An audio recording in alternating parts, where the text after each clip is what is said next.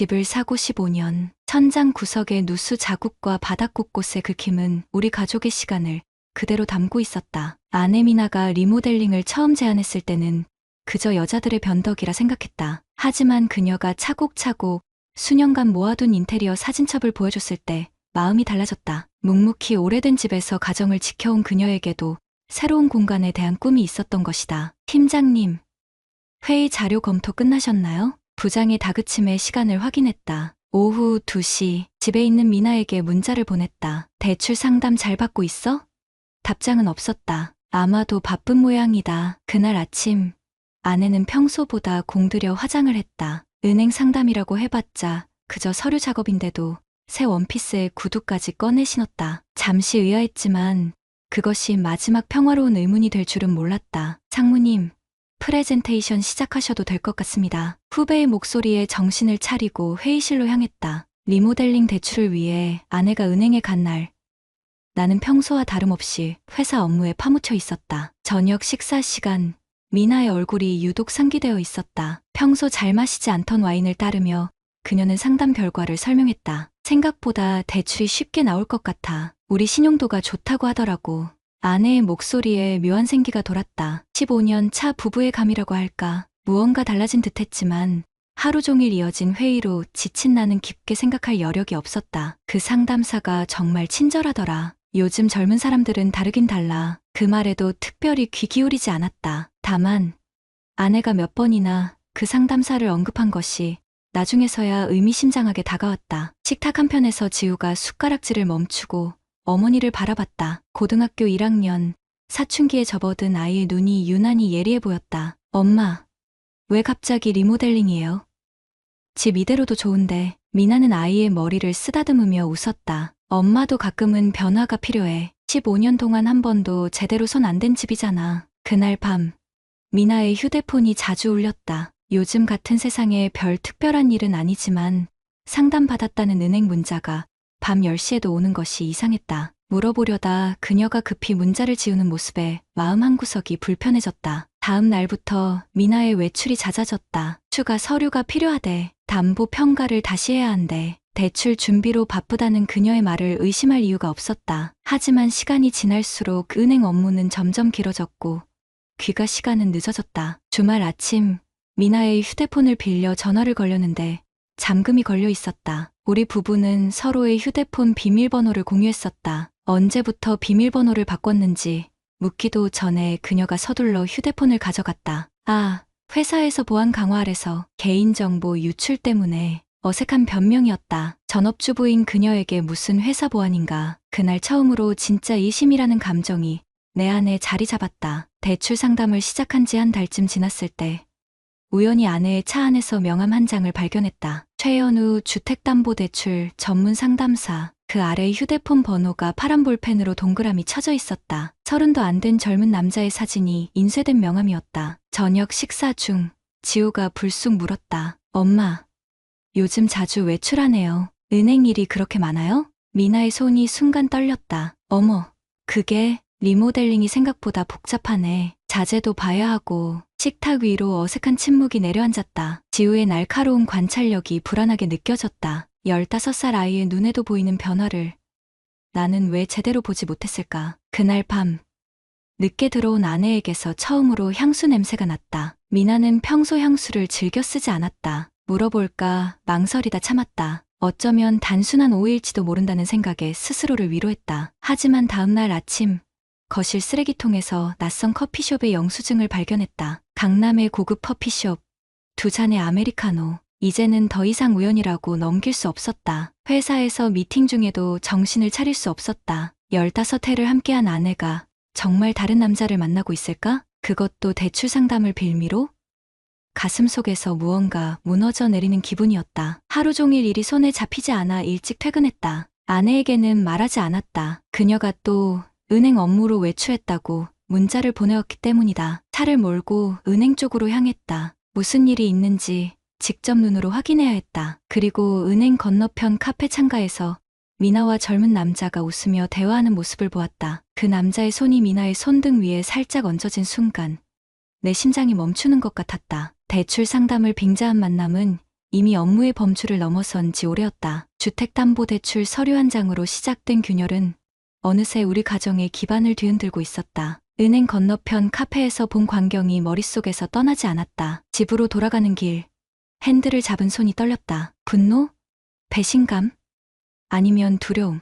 복잡한 감정들이 뒤엉켜 명확히 구분할 수조차 없었다. 집에 도착했을 때 지우는 이미 자기 방에서 공부하고 있었다. 거실 소파에 몸을 묻고 아내의 귀가를 기다렸다. 호흡을 가다듬으며 직접 대면할 준비를 했지만 미나가 문을 열고 들어오는 순간 모든 말이 목구멍에 걸려버렸다. 어머, 일찍 왔네. 오늘 회사는 어땠어? 그녀의 태연한 모습에 더 혼란스러웠다. 15년간 옆에서 본 아내의 표정인데 지금은 마치 다른 사람처럼 느껴졌다. 내가 무슨 일이 있었는지 물으려는 찰나 그녀가 먼저 입을 열었다. 상담사가 집 평가가 좋게 나왔대. 우리가 생각한 것보다 높은 금액으로 대출이 가능할 것 같아. 아내의 눈빛에서 기쁨이 느껴졌다. 그 기쁨이 대출 때문인지 아니면 상담사와의 만남 때문인지 구분할 수 없었다. 식탁에 앉아 함께 저녁을 먹으면서도 나는 은행 앞 카페에서 본 장면만 반복해서 떠올렸다. 다음 날은 주말이었다. 아침부터 미나는 서류 정리를 핑계로 서재에 틀어박혔다. 핸드폰을 손에서 놓지 않았다. 커피를 가져다 주려 노크했을 때도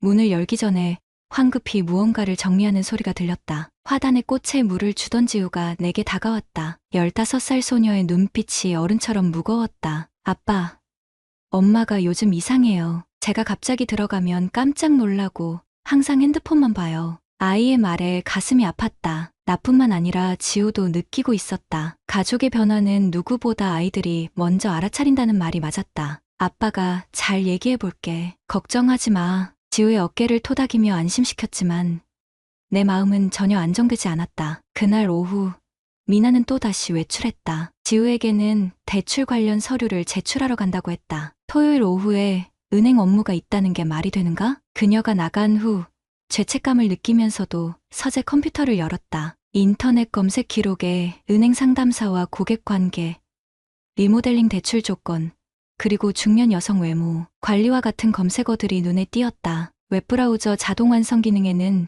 젊은 남자가 관심 보이는 이유라는 문구도 있었다. 책상 위에 놓인 노트에는 대출 계산과 함께 현우 씨가 추천한 카페, 현우 씨 조언대로 투자 계획 세우기라는 메모도 발견했다. 친절한 상담을 넘어선 사적인 관계가 이미 형성되어 있음이 분명했다. 저녁 무렵 지우의 교복을 정리하다가 그녀의 일기장을 우연히 발견했다. 아이의 사생활을 존중해야 한다는 생각과 가정의 위기를 감지하고 싶은 마음 사이에서 갈등했다. 몇 페이지를 넘기자 내 이름과 미나에 관한 내용이 나왔다. 엄마가 웃는 모습이 달라졌다. 핸드폰이 울릴 때마다 방으로 들어가서 통화하고 거실에서도 계속 문자를 보낸다. 아빠는 아무것도 모르는 것 같아서 더 답답하다. 15살 딸의 관찰력이 어른보다 예리했다. 일기장을 제자리에 돌려놓고 마음을 가다듬었다. 미나가 늦은 저녁에 귀가했을 때 평소와 달리 향수 냄새가 짙게 났다. 화장도 새로 고친 듯했다. 오늘은 어디 갔다 왔어?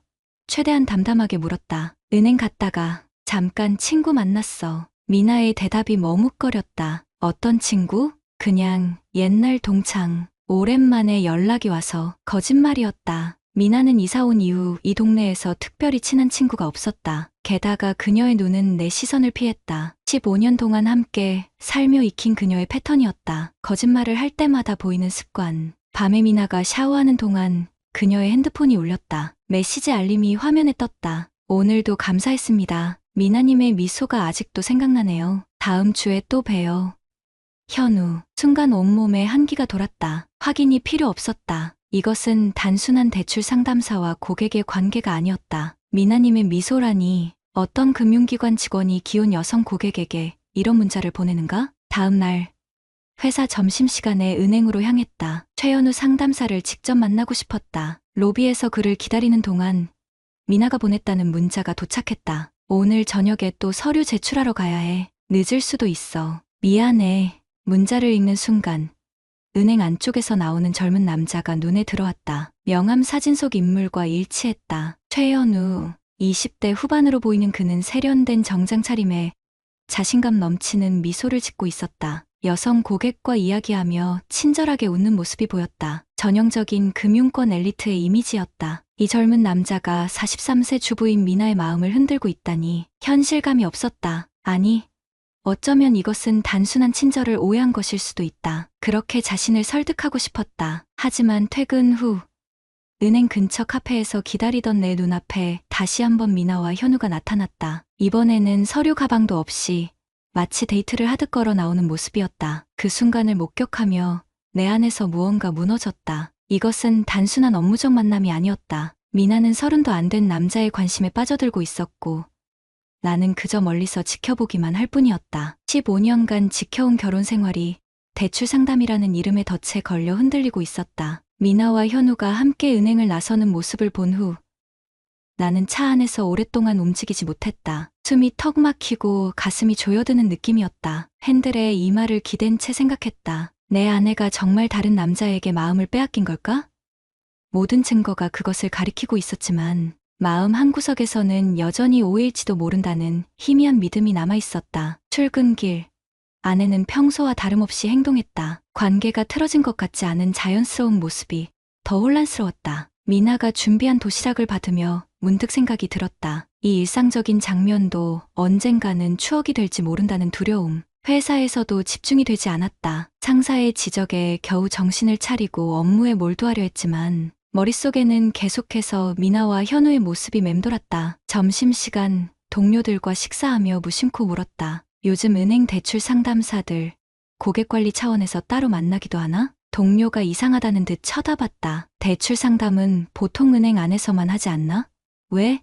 아니, 그냥 궁금해서 더 이상 말을 이어가지 않았다. 오히려 내 질문이 이상해 보이는 상황이었다. 일반적인 업무 범위를 벗어난 만남이었던 것이다. 돌아오는 길, 편의점에서 맥주 한 캔을 샀다. 차갑게 식은 알코올이 목을 타고 내려가도 마음의 불안은 가라앉지 않았다. 증거가 필요했다. 감정이 아닌 사실로 확인해야 했다. 집에 들어서자 지우가 숙제를 하고 있었다. 15살 딸아이의 옆모습이 문득 미나와 닮아 보여 마음이 아팠다. 가족이 무너지면 지우는 어떤 상처를 받게 될까? 아이를 생각하면 더욱 신중해야 했다. 미나는 저녁을 준비하고 있었다. 평범한 일상처럼 보였지만 무언가 달랐다. 그녀의 행동 하나하나가 이전과 달리 보였다. 스마트폰을 자주 확인하고 불필요하게 화장실에 드나드는 모습, 수상한 행동들이 이제는 선명하게 눈에 들어왔다. 저녁 식사 후 미나가 잠시 샤워하러 간 사이 그녀의 가방을 뒤졌다. 양심의 가책이 들었지만 진실을 알아야 했다. 가방 안에서 영수증 여러 장이 발견됐다. 은행 근처 레스토랑,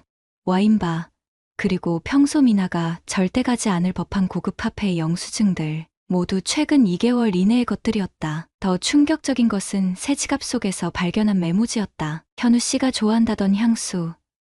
다음 만남 금요일 오후 3시 카페라는 글씨가 적혀 있었다. 직접적인 불륜의 증거는 아니었지만 단순한 대출 상담을 위한 메모가 아닌 것은 확실했다. 다음 날 회사 점심시간을 이용해 카드사에 전화했다. 미나와 내 공동 명의로 된 카드 명세서를 확인하기 위해서였다. 최근 사용 내역을 살펴보니 의심했던 대로였다. 은행 방문이라는 명목 아래 고급 식당과 카페에서의 결제가 반복되고 있었다. 놀라운 점은 대부분 2명의 음료나 식사가 포함된 영수증이라는 것이었다. 더 확실한 증거가 필요했다. 그날 저녁 미나에게 말했다. 내일 지방 출장 가야 할 것 같아. 아마 1박이 될 거야. 실제로는 출장 계획이 없었다. 다음날 아침 출근하는 척 집을 나섰지만 실제로는 동네 커피숍에서 시간을 보냈다. 예상대로 오전 10시경 미나가 차를 몰고 나가는 모습이 보였다. 멀찍이 따라가며 그녀의 행적을 지켜봤다. 미나는 먼저 미용실에 들러 머리를 손질했다. 평소에는 아끼던 그녀가 고급 미용실에서 파마와 염색을 했다. 이어서 백화점에 들러 화장품을 구입하고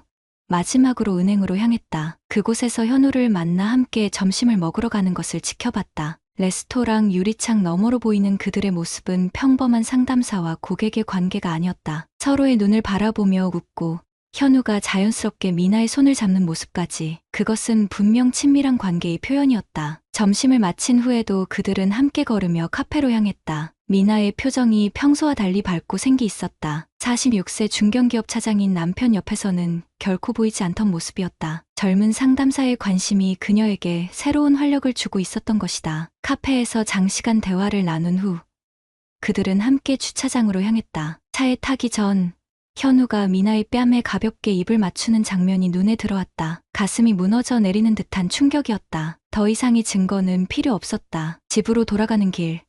차 안에서 흐르는 음악조차 거슬렸다. 라디오를 꺼버리고 창문을 열었다. 차가운 바람이 얼굴을 때려도 머릿속 혼란은 가라앉지 않았다. 15년 동안 함께한 아내가 그것도 대출 상담이라는 명목으로 만난 젊은 남자에게 마음을 빼앗기다니. 가정으로 돌아와 빈 집을 바라보았다. 미나는 아직 돌아오지 않았고 지우는 학원에 간 상태였다. 거실 소파에 앉아 머리를 감싸 쥐었다. 어떻게 해야 할지, 어떤 결정을 내려야 할지 혼란스러웠다. 핸드폰이 울렸다. 미나였다. 여보, 출장은 어때?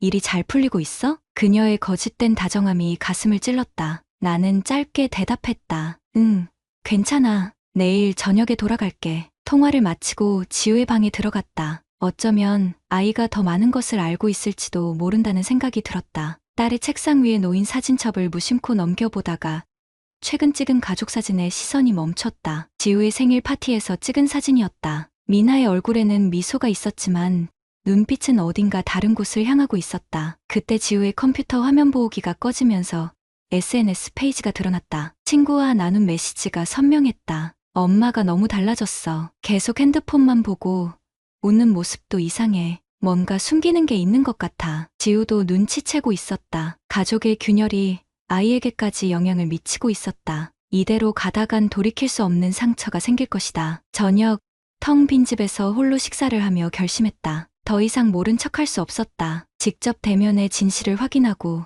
우리 가족의 미래를 결정해야 했다. 증거는 충분했다. 이제는 행동할 때였다. 다음 날 저녁 출장에서 돌아온 척하며 집으로 향했다. 가슴 속에는 분노와 배신감, 그리고 두려움이 복잡하게 얽혀 있었다. 현관문을 열기 전 깊게 숨을 들이마셨다. 이 문을 열면 나와 미나의 관계는 영원히 달라질 것이다. 현관문을 열자 낯선 향수 냄새가 코끝을 찔렀다. 미나가 평소에 쓰지 않던 향이었다. 거실에서는 지우가 조용히 숙제를 하고 있었고 미나는 부엌에서 저녁 준비를 하고 있었다. 아빠, 지우가 반갑게 달려와 안겼다. 딸아이의 품에 안기니 눈물이 차올랐다. 이 순수한 아이에게 어떤 상처를 주게 될까? 하지만 더 이상 거짓된 평화 속에 살 수는 없었다. 미나는 출장에서 돌아온 남편을 반기는 척했지만 그녀의 눈빛에서 불안이 읽혔다. 무언가 감추고 있다는 것을 스스로도 알고 있는 듯했다. 지우에게 방에서 쉬라고 한 뒤 미나와 단둘이 마주 앉았다. 테이블 위에 은행 대출 관련 서류들을 펼쳐놓았다. 그동안 수집한 증거들, 카드 명세서,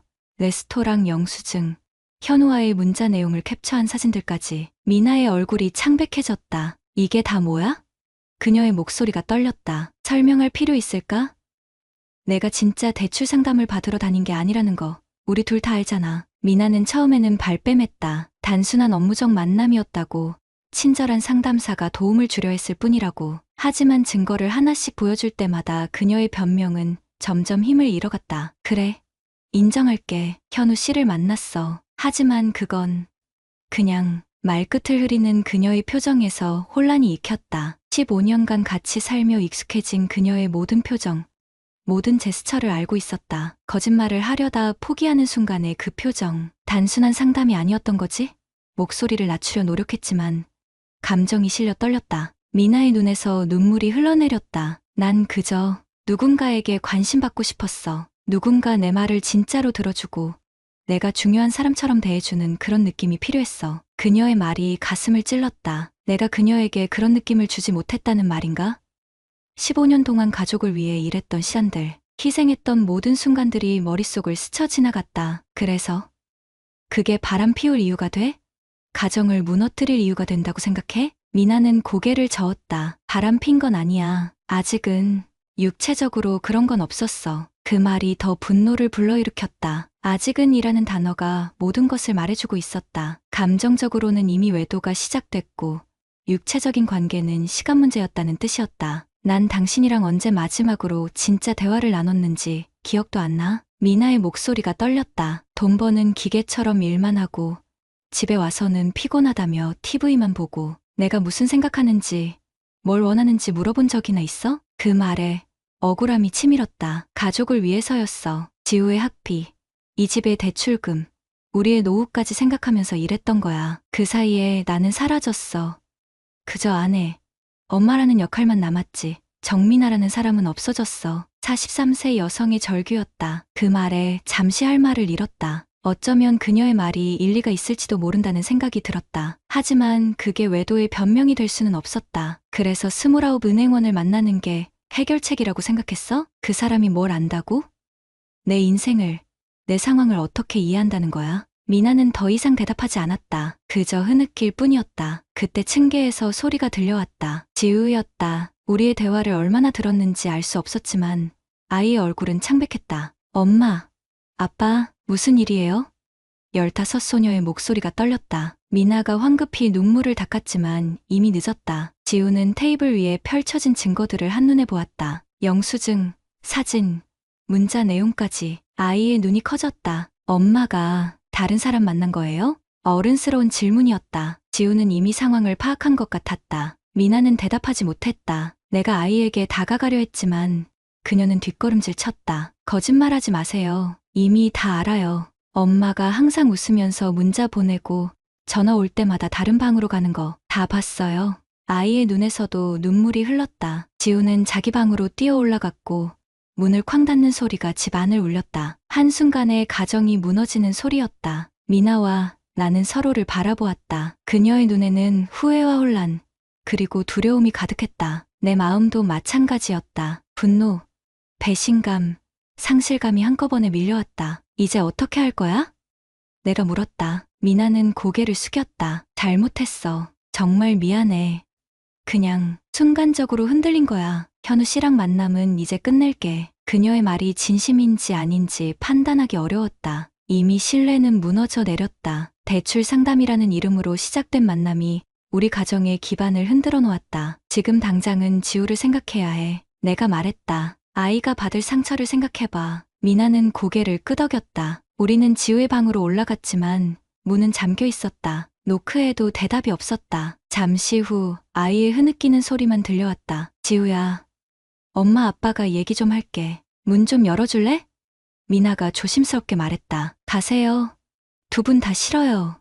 아이의 절규가 문을 뚫고 나왔다. 엄마는 거짓말쟁이고 아빠는 왜 진작 엄마한테 관심 안 가졌어요? 지우의 말에 우리 둘 다 충격을 받았다. 어린 딸의 시선으로 본 우리의 모습은 어땠을까? 미나의 외도만큼이나 내가 아내에게 무관심했던 것도 가정을 위태롭게 한 원인이었을까? 그날 밤 우리는 각자 다른 방에서 잠을 청했다. 미나는 지우의 방 앞에서 한참을 앉아 있다가 결국 소파에서 밤을 보냈다. 나는 침실에 홀로 누워 천장을 바라보며 지난 15년을 돌이켜봤다. 어쩌면 우리 둘 다 잘못했는지도 모른다는 생각이 들었다. 나는 가정을 위한다는 명목하에 정작 아내의 감정을 소홀히 했고 미나는 관심과 인정받고 싶은 욕구를 잘못된 방향으로 표출했다. 다음 날 아침 식탁에는 아무도 없었다. 지우는 일찍 학교에 갔다는 쪽지만 남겨두었다. 미나는 거실 소파에서 뜬 눈으로 밤을 새운 듯했다. 그녀의 손에는 휴대폰이 들려 있었다. 뭐 하는 거야?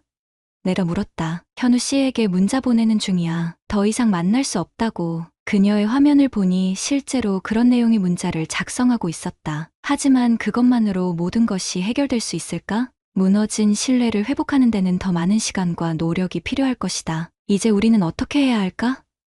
미나가 물었다. 간단한 질문이었지만 대답은 복잡했다. 이혼, 용서? 아니면 시간을 두고 천천히 생각해 볼 것인가?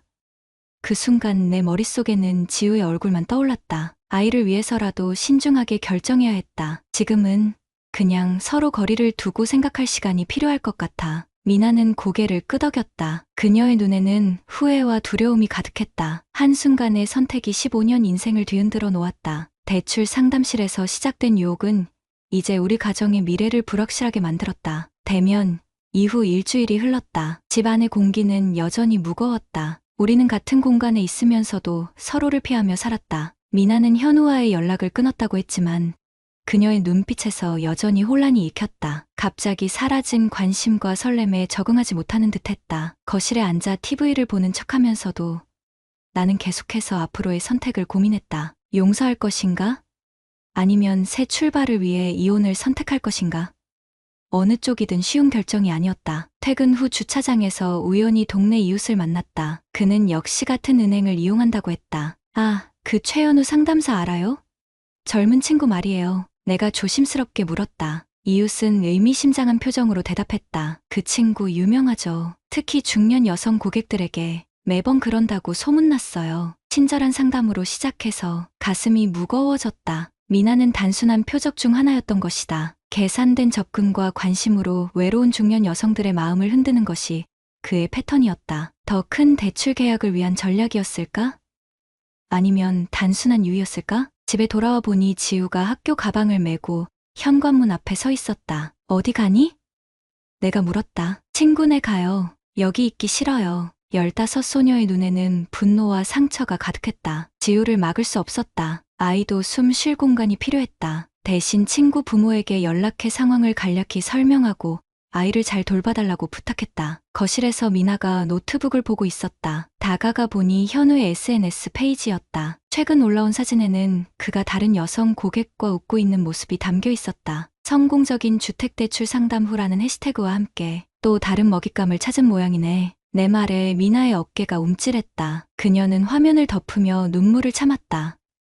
내가 너무 바보 같았어. 처음으로 그녀의 진심 어린 후회가 느껴졌다. 그동안의 냉담함이 조금씩 허물어지는 순간이었다. 그 사람은 여러 명의 여성들에게 같은 방식으로 접근한데 동네에서 소문났어. 미나의 얼굴이 창백해졌다. 그녀에게 특별했던 관계가 상담사에게는 일상적인 고객 관리에 불과했다는 현실이 그녀를 강타한 것이다. 다음 날 미나는 은행에 갔다. 아마도 현우를 만나려는 것일까 걱정했지만 그녀는 대출 신청을 철회하기 위해 간 것이었다. 저녁에 돌아온 그녀의 표정은 복잡했다. 그 사람이 자기 실적 때문에 나한테 접근했대. 지점장이 압박하니까 단골 고객을 만들기 위한 방법이었다고. 미나의 목소리가 떨렸다. 내가 정말 뭐라도 특별하다고 생각했는데 43세 여성의 자존감이 산산조각 나는 순간이었다. 사랑이나 관심이 아닌 단순한 실적을 위한 도구였다는 사실이 그녀에게는 두 번째 배신이었다. 주말 지우가 친구네에서 돌아왔다. 아이는 여전히 말이 없었지만 적어도 집에 돌아온 것만으로도 다행이었다. 식탁에 셋이 앉아 오랜만에 함께 식사를 했다. 어색한 침묵이 이어졌다. 엄마, 아빠, 이혼할 거예요? 지우가 갑자기 물었다. 우리는 서로 눈빛을 교환했다. 아직 결정하지 못한 질문이었다. 아직 결정된 건 없어. 내가 조심스럽게 대답했다. 지우는 고개를 끄덕였다. 어떻게 되든 난 알아야 할 권리가 있어요. 나도 이 가족의 일원이니까. 15 소녀의 목소리가 놀랍도록 단단했다. 그동안 얼마나 많은 생각을 했을지, 얼마나 혼자서 이 상황을 견뎌왔을지 생각하니 마음이 아팠다. 다음 날 회사에서 은행으로 전화가 왔다. 대출 담당자가 바뀌었다는 연락이었다. 최현우는 더 이상 우리 가족의 대출을 담당하지 않는다고 했다. 아마도 미나가 항의한 결과일 것이다. 저녁, 미나가 조용히 내 방문을 두드렸다. 요즘 우리는 별도의 방에서 지내고 있었다. 얘기 좀 해도 될까?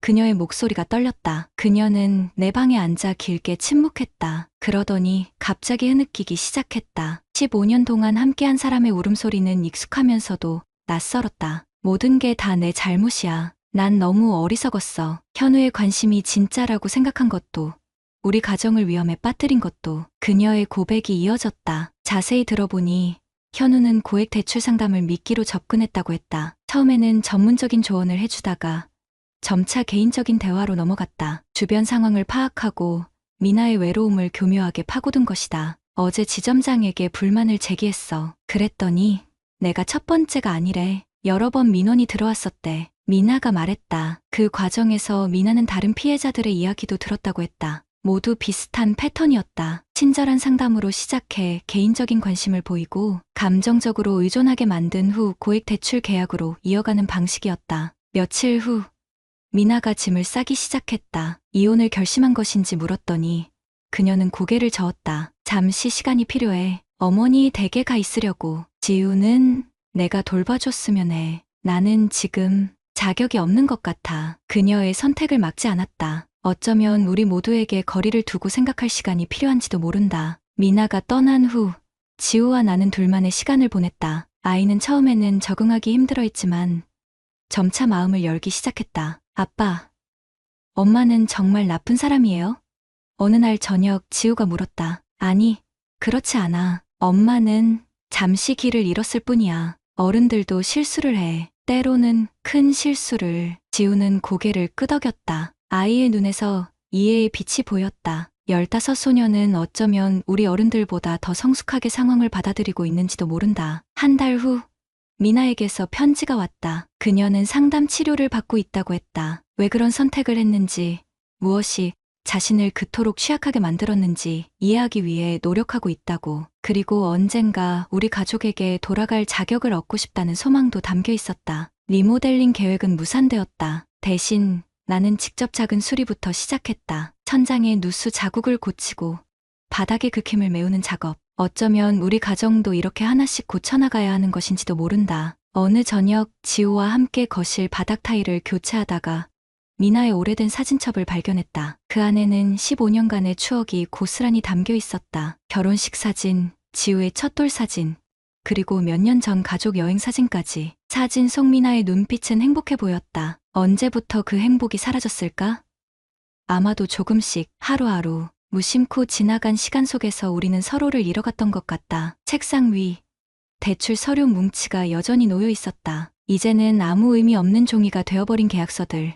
미나의 서명이 필요한 나는 공백으로 남아 있었다. 마치 우리의 미래처럼. 창밖으로 가을비가 내리기 시작했다. 지우는 창가에 서서 빗방울이 유리창을 타고 흘러내리는 모습을 바라보고 있었다. 어린 소녀의 뒷모습이 어딘지 모르게 어른스러워 보였다. 아빠, 엄마 언제 돌아와요? 지우가 창밖을 바라보며 물었다. 글쎄, 엄마가 준비가 되면 오지 않을까? 그때가 오면 우리 다시 가족이 될 수 있을까요? 아이의 질문에 확실한 답을 줄 수 없었다. 하지만 적어도 정직하게 말해주고 싶었다. 노력해볼 거야. 하지만 쉽지는 않을 거야. 깨진 신뢰를 회복하는 건 새로 쌓는 것보다 훨씬 어려우니까. 지우는 고개를 끄덕였다. 아이는 이미 많은 것을 이해하고 있었다. 그날 밤, 혼자 거실에 앉아 생각했다. 미나가 돌아온다면 다시 시작할 수 있을까? 용서는 가능할까? 아니면 이미 너무 많은 것이 무너져버린 걸까? 책상 위에 미나가 남긴 물건들을 정리하다가 그녀의 메모장을 발견했다. 맨 마지막 페이지에는 떨리는 글씨체로 쓰여 있었다. 모든 걸 걸었지만 내 이름으로 된 건 아무것도 없었다. 그 문장이 가슴을 찔렀다. 미나는 현우에게 감정을 걸었지만 돌아온 것은 없었다. 그녀는 대출 상담실의 유혹에 빠져 진짜 자신의 자리를 잃어버린 것이다. 창밖에서 비가 더 세차게 내리기 시작했다. 지붕 위로 떨어지는 빗소리가 마치 이 집이 흘리는 눈물 같았다. 우리 가족의 이야기는 아직 끝나지 않았다. 앞으로 어떤 선택을 하든 그것은 새로운 장의 시작일 뿐이다. 구독자님들, 다른 분들과 함께 의견 나눠보세요. 저도 읽어보며 소통하겠습니다. 결혼 25년, 나 정재욱은 제약회사 영업이사로 성실하게 살아왔다. 매일 아침 7시에 출근해서 저녁 8시에 퇴근하는 규칙적인 삶. 주말에는 가족과 시간을 보내고 딸 소윤이의 학비와 교육비를 위해 출장도 마다하지 않았다. 아내 은경은 미술 치료사였다. 연봉 2,600만 원 정도로 높지는 않았지만 자신만의 전문 분야가 있다는 것에 자부심을 가지고 있었다. 나는 그런 아내가 고마웠다. 소윤이가 예고에 진학한 후에도 여전히 열심이었고 나는 그저 든든한 뒷받침이 되려고 노력했다. 변화는 올해 3월부터 시작됐다. 소윤이가 고등학교 2학년이 되면서 은경이 치과 검진을 자주 받기 시작한 것이다. 여보, 오늘 치과 정기검진 받으러 가야 해서 좀 늦을 것 같아. 처음에는 당연하다고 생각했다. 중년이 되면 치아 관리가 중요하니까. 하지만 횟수가 점점 늘어났다. 치아 정기검진, 스케일링, 충치 치료, 잇몸 치료까지. 일주일에 2~3번은 치과에 가는 날이 많아졌다. 치과를 이렇게 자주 가야 해? 나이 들면서 치아가 약해져서 그래. 이태섭 원장님이 정말 실력이 좋다고 하더라고. 이태섭 원장, 소윤이 친구 태윤이의 아버지였다. 동네에서 꽤 유명한 치과의사라고 들었다. 연봉이 1억 9천만 원 정도 되는 고소득 전문직이었다. 그런데 뭔가 달라진 것들이 하나둘 눈에 띄기 시작했다. 첫 번째는 화장이었다. 예전에는 동네 마트 갈 때도 대충 나가던 사람이 치과에 갈 때는 꼼꼼하게 화장하고 옷도 신경 써서 입었다. 향수까지 뿌리고 나가는 날이 많아졌다. 치과에 그렇게 차려입고 가야 해? 사람들이 다 단정하게 오는데 나만 대충 갈 수는 없잖아. 두 번째는 휴대폰이었다. 예전에는 집에서 휴대폰을 거의 보지 않던 은경이 요즘에는 화장실 갈 때도 들고 가고 자주 들여다봤다. 그리고 가끔 웃음이 새어나왔다. 누구랑 메시지하는 거야? 아, 그냥 소윤이 친구 엄마들이랑 단톡방 얘기. 하지만 내가 곁에 오면 자연스럽게 화면을 돌리거나 휴대폰을 뒤집어 놓았다. 세 번째는 귀가 시간이었다. 치과 진료가 끝나고 나서도 2차, 3차까지 이어지는 경우가 늘어났다. 밤 10시, 11시에 들어오는 날이 많아졌다. 치료가 그렇게 길어져? 원장님이 상담을 정말 꼼꼼히 해주시거든. 치아 건강에 대한 얘기도 많이 들어야 하고, 그럴듯한 설명이었다. 하지만 뭔가 석연치 않았다. 결정적인 건 소윤이었다. 어느 날 저녁 식사 후 딸이 조심스럽게 내게 다가왔다. 아빠, 잠깐 얘기할까요? 소윤이의 표정이 평소와 달랐다. 뭔가 고민이 있어 보였다. 왜? 무슨 일이야? 엄마 얘기인데요. 소윤이는 한참을 망설이다가 입을 열었다. 엄마가 요즘 이상해요. 휴대폰 보면서 혼자 웃기도 하고 전화 올 때마다 다른 방으로 가서 받고 그리고 친구들한테 태윤이 아빠 얘기를 자주 하시더라고요. 가슴이 답답해졌다. 19살 딸이 이런 걸 눈치챌 정도라면 상황이 심각한 건 아닐까? 소윤아, 엄마가 구체적으로 무슨 얘기를 했어? 이태섭 원장님이 정말 훌륭한 분이라고. 의술도 뛰어나시고 환자들한테도 친절하시고 학부모 모임에서도 항상 좋은 조언 해주신다고. 이태섭, 나는 그 사람을 한 번도 제대로 만나본 적이 없었다. 은경이 집에서 치과 얘기를 할 때 가끔 언급하긴 했지만 특별히 관심을 두지 않았다. 엄마가 그분 얘기를 자주 해? 네.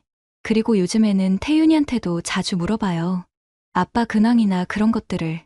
그날 밤 나는 잠을 이루지 못했다. 25년 결혼 생활 동안 은경을 의심해 본 적이 없었다. 성실하고 가정적인 아내라고 믿었다. 하지만 딸의 말이 계속 머릿속을 맴돌았다. 며칠 후 은경이 또 치과에 간다고 했을 때 자세히 관찰해봤다. 평소보다 더 신경 써서 옷을 입고 향수도 뿌렸다. 그리고 출발하기 전에 거울 앞에서 몇 번이나 모습을 확인했다. 치과 진료에 그렇게까지 신경 쓸 필요가 있나? 나는 제약회사 영업이사답게 냉정하게 상황을 분석하기 시작했다. 은경의 행동 패턴 변화, 소윤이의 증언, 그리고 내가 직접 본 것들까지 모든 걸 종합해보니 불안한 결론이 나왔다. 혹시 은경이 다른 남자에게 관심을 가지고 있는 건 아닐까? 하지만 아직 확신할 수는 없었다. 25년을 함께 산 아내를 의심한다는 게 쉽지 않았다. 그리고 혹시 내가 과민 반응하는 건 아닐까 하는 생각도 들었다. 그래도 계속 지켜보기로 했다. 50살 중년 남자가 아내를 미행하거나 휴대폰을 뒤지는 건 너무 초라했다. 하지만 확실하게 알 필요는 있었다. 25년 결혼 생활이 흔들리고 있는 건 아닌지 정말로 확인해야 했다. 은경은 그날 밤도 휴대폰을 보며 혼자 웃고 있었다. 나는 책을 읽는 척하며 그런 아내를 지켜봤다. 마음 한구석에서 작은 경보음이 울리기 시작했지만 아직은 그냥 기분 탓이기를 바랐다. 의심이 시작되자 보이지 않던 것들이 하나씩 눈에 들어왔다. 은경의 치과 진료 스케줄을 확인해보니 이상한 점이 많았다. 정기검진이라고 하기에는 너무 자주였고 매번 다른 치료 명목이었다. 충치 치료, 잇몸 치료, 치석 제거, 교합 조정까지 마치 치료할 게 끝도 없는 것처럼. 무엇보다 이상한 건 은경의 태도 변화였다. 예전에는 치과 가는 걸 무서워했는데 이제는 오히려 즐거워하는 것 같았다. 오늘도 치과 가는 거야? 응. 이태섭 원장님이 새로운 치료법을 설명해 주신다고 하셔서. 새로운 치료법. 일반 환자에게 그렇게까지 친절하게 설명해 주는 치과 의사가 있을까? 결정적인 단서는 일주일 전에 발견했다. 은경이 샤워하러 들어간 사이 테이블 위에 놓인 휴대폰에서 메시지 알림이 계속 울렸다. 화면을 보니 태섭 원장님이라는 이름이 떠 있었다. 보고 싶어요. 어제도 설렜어요. 오늘 만나서 정말 좋았어요. 미리 보기로 보이는 내용만으로도 충분했다. 이건 의사와 환자 사이의 메시지가 아니었다. 메시지 내용은 볼 수 없었지만 연속으로 5통이나 온 걸 보면 뭔가 급한 내용인 것 같았다. 나는 그날 밤 한잠도 자지 못했다. 25년 결혼 생활이 이렇게 허무하게 무너질 수 있나? 다음 날 회사에서 대학 동기인 변호사 연우에게 전화했다. 연우야, 상담 좀 받고 싶은 게 있어. 무슨 일이야? 처가 다른 남자와 그런 것 같아서. 한참의 침묵 후 연우가 말했다. 증거가 있어? 아직 확실하지 않아. 그럼 일단 증거부터 모아. 카드 사용 내역, 휴대폰 메시지, 목격자 진술. 법정에서 쓸 수 있는 걸로. 불법은 아니겠지? 4명이 카드 내역 확인하는 건 당연한 권리고, 아이가 본 건 목격자 진술로 충분해. 다만 휴대폰은 함부로 뒤지면 안 되고, 연우는 실무적인 조언을 해줬다. 감정적으로 대응하지 말고 차근차근 증거를 모으라고. 그리고 만약 사실이라면 상간자 소송도 가능하다고 했다. 상간자 소송? 불륜 상대방한테 위자료 청구하는 거야. 요즘 4천만 원에서 5천만 원까지도 나와. 특히 상대방이 치과의사처럼 고소득 전문직이면 더 높게 나올 수 있어. 그날부터 나는 본격적으로 움직였다. 은경의 거짓말을 하나씩 확인해 나갔다. 첫 번째로 확인한 건 카드 사용 내역이었다.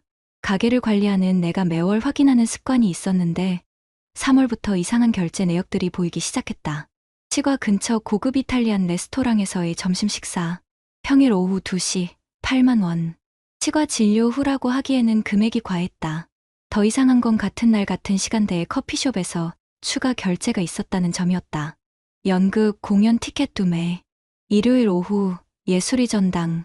나와 소윤이는 그날 집에 있었다. 그럼 은경은 누구와 갔을까? 백화점 남성 의류 매장에서 넥타이 구매. 15만 원. 내 넥타이가 아니었다. 나에게 물어보지도 않고 산 넥타이를 누구에게 준 걸까? 소윤이를 통해 얻은 정보도 있었다. 딸은 가끔 학교에 늦은 시간까지 남아있는 경우가 있었는데 그때 목격한 것들을 조심스럽게 알려줬다. 아빠, 엄마랑 이태섭 원장님이 학교 주차장에서 둘이서 차에 앉아 있는 걸 봤어요. 언제? 지난주 금요일이요. 학부모 모임은 6시에 끝났는데 7시 넘어서까지 차 안에 있었어요. 다른 학부모들은 모두 갔는데 둘만 남아서 1시간 넘게 뭘 했을까? 그리고 이태섭 원장님이 엄마 어깨에 손을 올린 것도 봤어요. 가슴이 답답해졌다. 19살 딸이 이런 걸 목격해야 하다니. 나는 더 구체적인 증거가 필요했다. 제약회사 영업이사답게 데이터를 수집하기 시작했다. 은경의 외출 시간과 귀가 시간을 엑셀에 정리했다. 치과 진료라고 한 날들의 패턴을 분석해봤다. 화요일과 금요일에 유독 늦게 들어오는 빈도가 높았다. 그리고 그날들은 어김없이 화장을 진하게 하고 좋은 옷을 입고 나갔다. 회사에서 틈틈이 검색해본 결과 이태섭 치과의원은 월요일부터 토요일까지 오후 8시까지 진료했다. 그런데 은경은 밤 10시, 11시에 들어온다고? 진료 후에 뭘 하는 거지? 결정적인 순간은 지난주 목요일 밤이었다. 은경이 화장실에 간 사이 휴대폰이 울렸는데 순간적으로 확인해봤다. 은경 씨, 오늘 정말 예뻤어요. 당신이 있어서 힘이 나는 것 같아요. 좋은 꿈 꿔요. 이태섭이 보낸 메시지였다. 의사가 환자에게 예뻤다는 말을 하는 게 정상일까? 하트 이모티콘까지 붙여서. 나는 그날 밤 한잠도 자지 못했다. 25년 결혼 생활이 이렇게 허무하게 무너질 수 있나? 새벽 4시까지 뒤척이다가 결심했다. 더 확실한 증거를 찾아야겠다고. 그런데 이상한 건 내 마음이었다. 분노보다는 허탈함이 더 컸다. 연봉 2,600만 원인 아내가 연봉 1억 9천만 원인 치과의사에게 마음이 간 것도 이해가 안 되는 건 아니었다. 경제적 격차, 사회적 지위 차리, 미술치료사 vs 치과의사. 하지만 그래도 25년이었다. 소윤이를 함께 키우고 함께 웃고 울었던 시간들이었다. 나는 더 이상 추측으로는 안 됐다고 생각했다. 확실한 증거가 필요했다. 다음날 아침 은경이 또 치과에 간다고 했을 때 나는 결심했다. 나도 치과 검진 받을까 생각 중인데 이태섭 원장님 어떤 분이야? 아, 정말 훌륭한 분이야. 의술도 뛰어나시고 환자 한 명 한 명 정말 세심하게 봐주셔. 은경의 얼굴에 미소가 번졌다. 남편인 나에게는 보여주지 않던 밝은 표정이었다. 그날 저녁 나는 더 구체적인 계획을 세우기 시작했다. 25년 결혼 생활을 지킬 것인지 아니면 끝낼 것인지 그 결정을 위해서는 명확한 사실이 필요했다. 더 이상 추측으로는 안 됐다. 확실한 증거가 필요했다. 나는 회사 선배가 소개해준 사설탐정 사무소를 찾았다. 15년 경력의 조사원 박 실장은 내 상황을 듣더니 고개를 끄덕였다. 치과의사와의 불륜 케이스, 요즘 종종 있어요. 특히 40대 중반 주부들이 경제적 격차를 느끼면서 시작하는 경우가 대부분이죠. 박 실장의 설명에 따르면 치과의사는 지역사회에서 높은 신뢰를 받는 전문직이라 접근하기 쉽다는 것이었다. 치료라는 명분이 있어서 가족들도 의심하지 않고 정기적으로 만날 수 있는 환경이 조성된다는 것이었다. 상대방에 대해서도 조사해 드릴까요? 이태섭이라는 사람인데 가능한가요? 당연하죠. 기본 신상부터 가족관계, 직업, 재산 상황까지 다 나와요. 일주일 후 받은 조사 결과는 예상 범위 내였다. 이태섭, 치과의사, 결혼 20년 차, 부인과 고등학생 딸 하나, 연봉 1억 9천만 원 수준의 강남 아파트 한 채 소유. 겉보기에는 성공한 중산층 가정이었다. 그런데 문제는 따로 있었다. 박 실장이 추가로 조사한 바에 따르면 이태섭은 지역 학부모들 사이에서 소문난 인물이었다. 이분이 좀 특이해요. 학부모 모임에서 항상 솔선수범하고 봉사활동도 열심히 하고 의료 상담도 무료로 해주시거든요. 그런데 박 실장이 잠시 말을 멈췄다. 그런데 작년에도 한 분이 있었어요. 그때는 그 집 남편이 이사를 가면서 조용히 끝났다고 하더라고요. 25년을 성실하게 살아온 내 아내가 그런 놈의 사냥 리스트에 올라 있었다는 게 참을 수 없었다. 박 실장은 본격적인 증거 수집에 들어갔다. GPS 추적은 불법이니 직접 미행으로 이동 경로를 파악하고 만나는 장소와 시간을 기록했다. 그리고 결정적인 장면들을 사진으로 촬영했다. 2주일간의 조사 결과는 내 예상보다 훨씬 심각했다. 화요일 오후 2시, 치과 근처 고급 호텔 커피숍에서 2시간 밀담, 테이블에 앉아 손을 맞잡고 이야기하는 사진, 금요일 저녁 7시, 한강공원에서 산책하며 어깨동무하는 사진, 토요일 오후, 이태섭의 차로 경기도 모 리조트로 드라이브, 주차장에서 포옹하는 사진, 각각의 사진에는 정확한 시간과 장소가 기록되어 있었다. 법정에서 증거로 쓰기에 충분했다. 하지만 가장 충격적인 건 따로 있었다. 박 실장이 건넨 USB에는 이태섭의 차량에 설치된 소형 녹음기에서 나온 대화가 들어있었다. 은경 씨, 남편은 당신을 제대로 못 알아보는 것 같아요. 재욱이는 말이 없어서 뭘 생각하는지 모르겠어요. 출장만 다니고 저는 달라요. 당신의 매력을 정확히 알고 있어요. 태섭 씨만 있으면 정말 살 것 같아요. 이런 기분 처음이에요. 내 가슴이 터질 것 같았다. 25년 동안 묵묵히 가정을 지켜온 내가 말이 없다고 해서 무관심한 남편 취급을 받고 있었다. 더 심각한 대화도 있었다. 우리 진짜로 같이 살면 안 될까요? 하지만 소윤이가 있잖아요. 아이는 이제 고등학생이에요. 충분히 이해할 나이죠. 당신 인생도 중요하잖아요. 재욱이한테 어떻게 말하죠? 솔직하게 말하는 게 좋을 것 같아요. 이미 우리 사이를 눈치챈 것 같기도 하고. 나를 눈치챘다고? 그럼 지금까지 나를 바보로 만들면서 계속 거짓말을 한 거였다. 녹음 파일 중에 가장 견디기 힘든 건 이 대화였다. 남편이랑은 언제부터 안 좋았어요? 결혼 초기부터요. 로맨틱한 게 전혀 없어요. 생일도 안 챙기고 기념일도 기억 못하고 그냥 돈만 벌어다 주는 기계 같아요. 돈만 벌어다 주는 기계라고? 25년 동안 새벽 6시에 일어나 출장 다니면서 가족을 위해 살았는데 그게 기계였다고? 그래도 25년이나 같이 살았잖아요. 의무감으로 산 거죠. 사랑이었다면 진작에 끝났을 거예요. 의무감으로 살았다고? 내가 은경을 사랑해서 결혼한 게 아니라 의무감이었다고? 박 실장이 준 자료에는 이태섭과 은경이 함께 다닌 장소들의 목록도 있었다. 미술관, 콘서트홀, 고급 레스토랑까지. 마치 신혼부부처럼 데이트를 즐기고 있었다. 그리고 마지막에는 결정적인 증거가 있었다. 지난주 토요일, 이태섭과 은경이 경기도 리조트에서 하룻밤을 보낸 기록이었다. 리조트 예약 내역, 체크인 시간, 체크아웃 시간까지 모든 게 기록되어 있었다.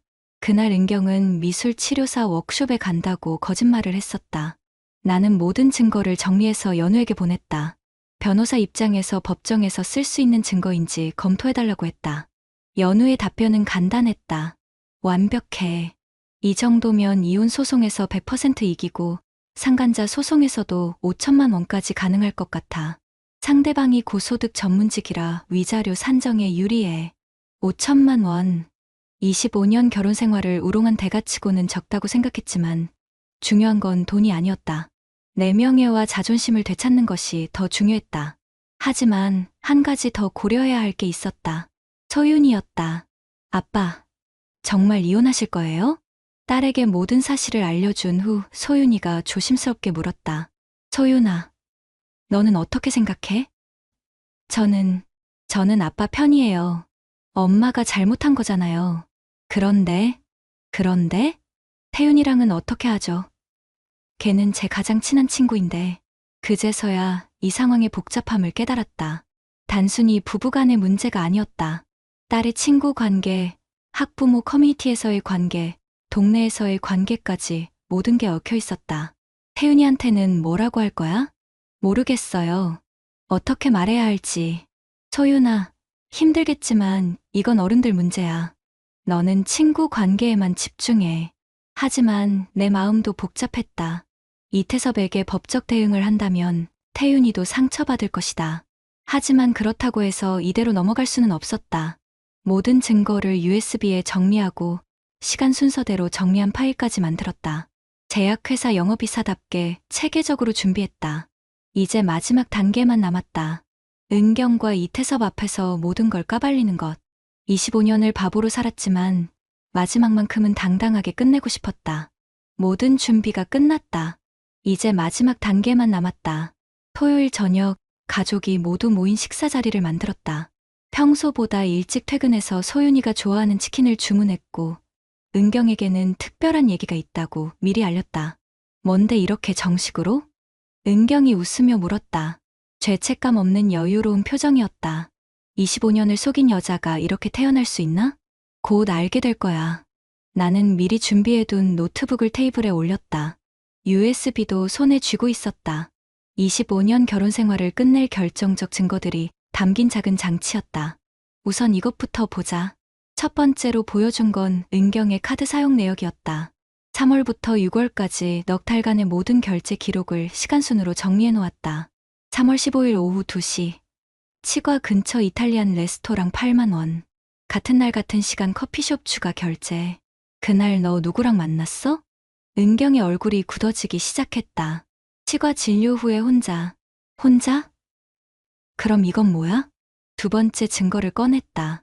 박 실장이 찍은 사진들이었다. 은경과 이태섭이 단둘이 레스토랑에서 손을 잡고 이야기하는 모습, 한강공원에서 어깨동무하며 걷는 모습, 차 안에서 포옹하는 모습까지. 서윤이가 작은 소리로 엄마 라고 중얼거렸다. 이 남자가 누구야? 이태섭 맞지? 은경은 아무 말도 할 수 없었다. 사진 속 증거가 너무 명확했으니까. 아직 끝이 아니야. 이것도 들어봐. 세 번째는 녹음 파일이었다. 이태섭의 차에서 나온 대화 내용을 재생했다. 재욱이는 말이 없어서 뭘 생각하는지 모르겠어요. 저는 달라요. 당신의 매력을 정확히 알고 있어요. 은경 자신의 목소리가 스피커에서 흘러나오자 그제서야 모든 걸 포기한 듯 고개를 떨어뜨렸다. 아빠, 소윤이가 내 팔을 잡았다. 딸아이 목소리가 떨리고 있었다. 괜찮아, 소윤아. 아빠는 이미 다 알고 있었어. 나는 차분하게 네 번째 증거를 꺼냈다. 경기도 리조트 예약 내역과 체크인 기록이었다. 지난주 토요일 미술치료사 워크숍에 간다고 했지? 실제로는 이태섭이랑 리조트에서 하룻밤 보냈더라. 아빠, 이게 뭐예요? 소윤이가 울먹이며 물었다. 19살 딸이 이런 걸 알게 되다니. 엄마가 다른 남자랑 바람을 피운 거야.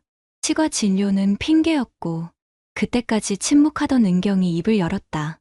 미안해. 정말 미안해. 미안하다고? 25년을 바보로 만들어 놓고 미안하다고? 내 목소리가 높아졌다. 25년 동안 참아온 분노가 터져나왔다. 재우가, 내가 외로웠어. 너는 항상 출장만 다니고 대화도 없고. 대화가 없다고? 25년 동안 새벽 6시에 일어나서 출장 다니며 가족을 위해 살았는데 그게 대화가 없는 거야? 그게 아니라 그럼 뭐야? 내가 돈만 벌어다 주는 기계라고 했지. 녹음에 다 나와 있어. 은경이 얼굴이 하얗게 질렸다. 그 대화까지 녹음된 줄은 몰랐던 모양이었다. 소윤이가 갑자기 일어서더니 은경을 향해 소리쳤다. 엄마가 어떻게 이럴 수 있어요? 아빠가 우리를 위해 얼마나 고생하셨는데. 소윤아. 아니에요. 저도 다 봤어요. 엄마가 휴대폰 보면서 웃는 것도, 예쁘게 화장하고 나가는 것도. 근데 설마 이럴 줄은 몰랐어요. 딸의 말에 은경이 흐느끼기 시작했다. 하지만 이미 늦었다. 소윤아. 아빠 편에 서줘서 고마워. 하지만 이제 끝이야. 나는 마지막 증거를 꺼냈다. 연우가 준비해준 이혼 소송과 상간자 소송 서류였다. 월요일에 법원에 접수할 거야. 이혼 청구와 이태섭에 대한 위자료 청구 5천만 원. 5천만 원? 은경이 놀라며 되물었다. 25년을 우롱한 대가치고는 적다고 생각해. 하지만 법정에서 정해진 거니까 받아낼 거야. 그때 현관문에서 초인종이 울렸다. 이태섭이었다. 은경과 약속이 있었던 모양이었다. 딱 좋네. 나는 문을 열었다. 이태섭은 평소처럼 환한 미소를 지으며 들어왔지만 실내 분위기를 보더니 얼굴이 굳어졌다. 안녕하세요. 안녕하기는. 당신이 이태섭이죠? 네. 그런데 무슨. 앉아봐요. 할 얘기가 있어. 나는 이태섭에게도 똑같은 증거들을 보여줬다. 사진, 녹음, 리조트 기록까지. 그는 점점 얼굴이 파래졌다. 형님, 죄송합니다. 제가 정말 잘못했습니다. 사과는 당신 부인한테 하세요. 참, 부인도 이 사실 알아야겠네요. 형님, 제발, 가정이 있습니다. 내 가정은 생각 안 했으면서? 나는 이태섭의 부인 전화번호를 검색해서 전화를 걸었다. 이태섭이 내 아내와 바람을 피웠다는 사실을 알려줬다. 증거도 다 있다고 했다. 이태섭은 무릎을 꿇고 빌었지만 소용없었다. 월요일에 상간자 소송 들어갑니다.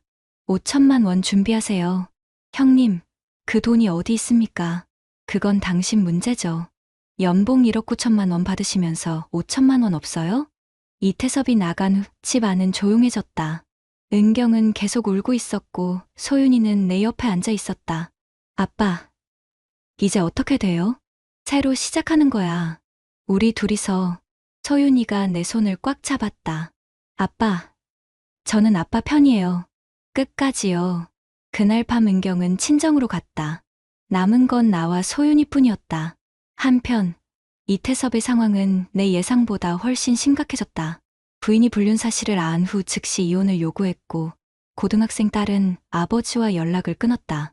더 큰 문제는 지역사회에서의 평판이었다. 학부모 커뮤니티에서 소문이 퍼지자 우리 아이를 그런 사람이 치료했다니 라며 환자들이 하나둘 떠나기 시작했다. 월 수입 2천만 원에서 3천만 원이던 치과 매출이 급격히 줄어들었다. 지역에서 신뢰받던 전문가의 이미지가 하루아침에 무너진 것이다. 이태섭은 결국 치과를 다른 지역으로 이전해야 했다. 15년간 쌓아온 지역 기반을 모두 잃은 채로 25년 결혼 생활이 이렇게 끝났다. 하지만 후회는 없었다. 이제 진짜 내 인생을 살 차례였다. 법정에서의 승리는 예상보다 빨랐다. 첫 번째 조정기일에서 은경은 모든 사실을 인정했다. 변명할 여지가 없었으니까. 사진, 녹음, 리조트 기록까지 완벽한 증거들 앞에서 더 이상 발뺌할 수 없었다. 이혼 조정은 한 달 만에 성립됐다. 양육권은 내가 가져가고 재산 분할은 7대 3으로 내가 우세하게 받았다. 25년 동안 내가 벌어온 돈이었으니 당연한 결과였다. 더 중요한 건 상간자 소송이었다. 이태섭을 상대로 한 위자료 청구에서 법원은 4,500만 원을 인정했다. 재판장은 판결문에서 이렇게 명시했다. 피고는 원고의 배우자가 기혼자임을 명확히 알면서도 지속적으로 부적절한 관계를 맺어 원고 가정의 평화를 파괴했으며 특히 피고가 지역사회에서 신뢰받는 전문직임에도 불구하고 이를 악용한 점을 고려하여 가중 처벌한다. 4,500만 원. 25년을 우롱당한 대가치고는 적다고 생각했지만 법정에서 공식적으로 내 억울함이 인정받은 것만으로도 의미가 있었다. 이태섭은 판결 후 내게 다가와 무릎을 꿇었다. 형님, 정말 죄송합니다. 제가 돈은 어떻게든 마련하겠습니다. 하지만 나는 차가운 표정으로 대답했다. 사과는 당신 가족한테 하세요. 나한테 할 말은 아니죠. 결국 이태섭은 강남 아파트를 팔아서 위자료를 지불했다. 그 과정에서 3,200만 원까지는 실제로 받아낼 수 있었다. 71% 회수율이었다. 이태섭의 몰락은 더 참담했다. 아파트를 팔고 난 후에는 작은 원룸으로 이사가야 했다. 15년간 운영하던 동네 치과도 결국 문을 닫아야 했다. 신뢰받던 전문가가 이런 짓을 하다니 나는 지역 주민들의 시선을 견디지 못한 것이다. 환자 이탈로 인한 매출 급감은 덤이었다. 지혜의 몰락은 더 조용했지만 더 깊었다. 학부모 커뮤니티에서 불륜 사실이 알려지자 즉시 모든 활동에서 배제됐다. 그동안 친하게 지내던 엄마들은 하나둘 연락을 끊었고 소윤이 학교에서도 뒷말이 무성했다. 소윤이 엄마가 친구 아빠랑 바람났다면서? 맞아. 법정에서 위자료까지 나왔다던데. 아이고, 그 집 아빠는 얼마나 속상하겠어. 소윤이는 이런 상황이 힘들다고 했지만 오히려 당당했다. 아빠, 창피하지 않아요. 잘못한 건 엄마니까요. 딸의 말에 가슴이 뭉클했다. 19살 나이에 이런 일을 겪어야 하는 게 안타까웠지만 소윤이는 생각보다 씩씩하게 버텨줬다. 하지만 한 가지 마음에 걸리는 게 있었다. 태윤이였다. 소윤이의 가장 친한 친구였던 태윤이는 아버지의 불륜 사실을 알고 난 후 크게 상처받았다. 부모의 이혼, 아버지에 대한 실망, 그리고 가장 친한 친구의 엄마가 그 당사자라는 복잡한 상황. 태윤이랑은 어떻게 지내? 요즘 거의 말 안 해요. 어색해서. 미안하다. 아빠 때문에. 아니에요, 아빠. 잘못한 건 어른들이에요.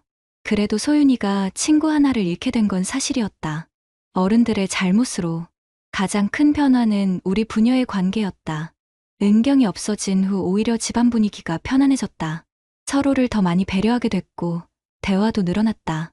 아빠, 요리 배워보실래요? 제가 가르쳐 드릴게요.